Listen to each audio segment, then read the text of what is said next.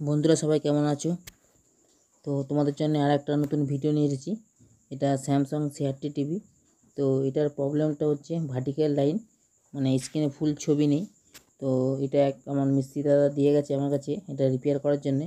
সে এটা রেডি করতে পারেনি বলে, তো সে অনেক কিছু চেষ্টা করেছে, আইসি ফাইসি সব চেঞ্জ করেছে, তবে কিন্তু সেটটা রেডি হয়নি। তো তোমাদের আগে দেখায় আগে ফলটা। তো দেখো, টিভিটা কিন্তু এটা হাফ স্ক্রিন ছবি আছে, এটা ফুল স্ক্রিন ছবি নেই। তো সেই মিস্ত্রি দাদা কিন্তু এর আইসি চেঞ্জ করেছে, চেঞ্জ করেও কিন্তু সেটটা রেডি হয়নি। তো তোমাদের আরেকটা কথা বলে রাখি যে সবসময় কিন্তু আইসি চেঞ্জ করলেও কিন্তু সঠিক হয় না, হয়তো 10টার মধ্যে একটা হয়, তো 9টা হয় না। তো আগে তোমাদের ফার্স্ট ভোল্টেজগুলো চেক করে নিতে হবে। তো তোমরা থাম্বনেল দেখে বুঝতে পেরেছো, ভোল্টেজগুলো সঠিক হওয়ার পরেও যদি না হয় তখন কিন্তু আইসি চেঞ্জ করতে হয়। তো দেখো, এটা নতুন আইসি লাগিয়েছে 78 0 লাগিয়েছে আইসি যেটা ছিল। তো লাগাবার পরেও কিন্তু সেটটা রেডি হয়নি, মানে একই সেম প্রবলেম হয়ে আছে। তো এখানে কোথাও ভোল্টেজের প্রবলেম হয়ে আছে, সেই মিস্ত্রি দাদাটা বুঝতে পারিনি। তো সেটা আজকে তোমাদেরকে আমি ক্লিয়ার করে বলবো এবং দেখাবো কোথায় ভোল্টেজ ড্রপ হলে এই প্রবলেমগুলো হয়। তো তোমাদের কাছে যখন এরকম কোনো প্রবলেম হয়, মানে আসে, তখন তোমরা আগে ফার্স্ট ভোল্টেজগুলোকে চেক করে নেবে। চেক করে নেওয়ার পরে যদি দেখা গেলো সব ভোল্টেজ ঠিক আছে, তারপরে কিন্তু আইসি চেঞ্জ করবে। তার আগে কিন্তু আইসিগুলো চেঞ্জ করবে না, তাহলে কিন্তু কাজ কিন্তু হবে না। আগে কিন্তু তোমাদের ভোল্টেজটা মানে মাপতে জানতে হবে এবং কোথায় কত ভোল্টেজ থাকে সেটা কিন্তু মাস্ট জানতে হবে। না জেনে যদি তোমরা আইসি চেঞ্জ করো তাহলে কিন্তু এরকম সেম প্রবলেম থাকবে। তো তোমাদের আগে ভোল্টেজগুলো আমি মেপে দেখাবো কোথায় কত ভোল্টেজ থাকে এবং কোন ভোল্টেজটা ড্রপ হলে এই প্রবলেমটা হয় সেটা তোমাদেরকে দেখাবো স্টেপ বাই স্টেপ। তো তোমরা ভিডিওটা লাস্ট অবধি দেখতে থাকো এবং আমার কথাগুলো শুনতে থাকো, তাহলে কিন্তু তোমরা কাজটা শিখতে পারবে এবং বুঝতে পারবে। ঠিক আছে, তো চলো আগে ভোল্টেজগুলো মাপি। ভার্টিক্যাল আইসির যে ভোল্টেজগুলো -14 ভোল্ট +15 ভোল্টগুলো সঠিক আসছে কি না আসছে। তো এটা হচ্ছে আমার 180 ভোল্ট, এটা এসটি থেকে আউটপুট হচ্ছে, ভোল্টেজটা একদম ওকে আছে। এবার ভার্টিক্যাল আইসির ভোল্টেজগুলো আগে চেক করব যে ভোল্টেজগুলো ঠিক আছে নাকি। তো এটা -15 ভোল্ট, এটাও ওকে আছে, এখানে কোনো সমস্যা নেই। এটা হচ্ছে +ভোল্ট 16 ভোল্ট, এটাও ঠিক আছে, পারফেক্ট। তো এটা হওয়ার পরেও কিন্তু ছবিটা স্ক্রিনটা বড় হচ্ছে না কেন সেটা তোমাদের দেখাবো। তো এবার চলে আসি মেন আইসির কাছে। তো এখানে দেখি +16 ভোল্ট আছে, আইসিতে ইন হচ্ছে। এবার নেগেটিভ ভোল্টেজটা দেখব, আমার কথাগুলো শুনবে তাহলে বুঝতে পারবে।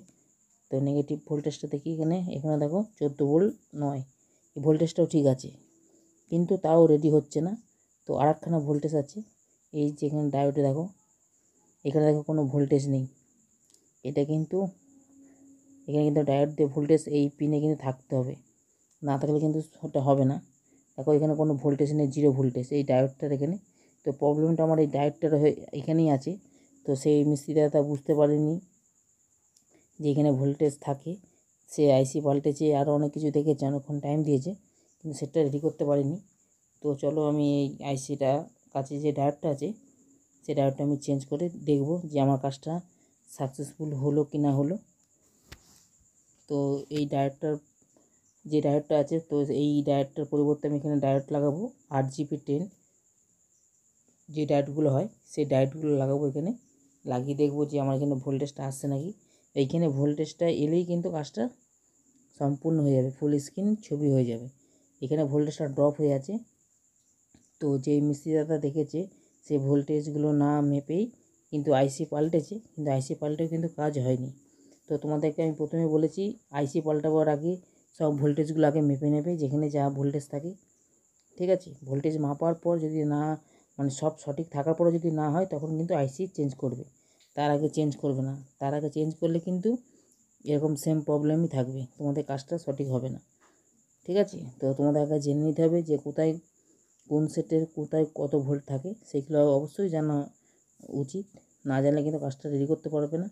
তো সেই উদ্দেশ্যে আমার এই ভিডিওটা তোমাদেরকে বানিয়ে দেওয়া, যাতে তোমরা কিছুটা দেখে শিখতে পারো।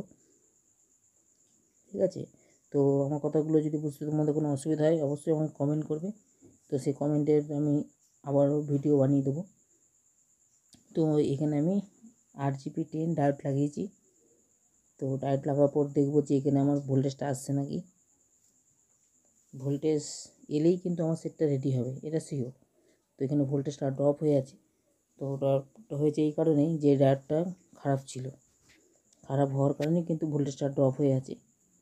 তো চলো একবার মেপে দেখি আমি। এটা কিন্তু তোমাদেরকে পুরো লাইভ প্রুফ দেখাচ্ছি, ঠিক আছে। তো দেখো এখানে 15 ভোল্ট চলে এসেছে। তো তোমাদেরকে আমি জুম করেও দেখাবো, সব দেখাবো, ডিটেলস বলবো। তো তোমরা ভিডিওটা লাস্ট অবধি দেখো, তাহলে কিন্তু বুঝতে পারবে। আর বোঝার কোনো অসুবিধা হলে আমাকে অবশ্যই কমেন্ট করবে। তো আমি ছবিটা লাগিয়ে মানে ভিডিওটা।